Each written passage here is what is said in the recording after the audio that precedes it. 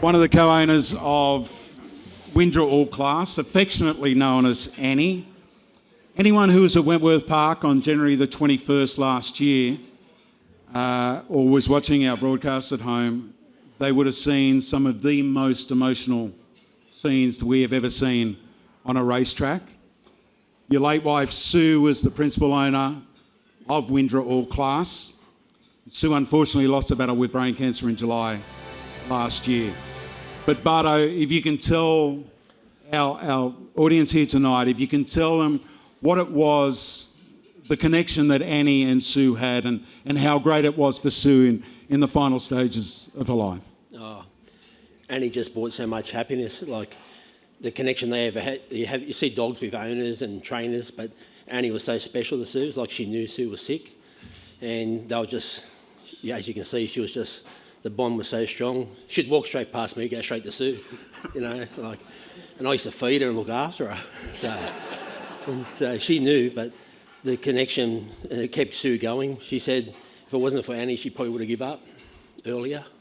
So that night, Saturday night, January the 21st, I said we've got National Derby, we've got Paws of Thunder. I remember I was hosting with Timmy Newbold, and after Annie had won the race, I said, that's it, let's shut up shop and go home. Yeah. Nothing will top that, and that's what sort of a night it was.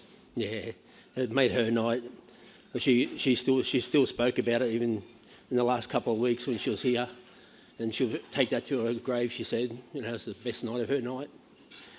And the Gatt family, of course, Frankie, Daniel, and Mark as well, but the entire family, they have looked after Annie so well throughout her career. Yeah, they've been fantastic. Like, we look after our dogs like they're our kids, and you look at Daniel and Mark. Daniel took her on, and he actually defends her. Mark will say something, Daniel goes, shut up.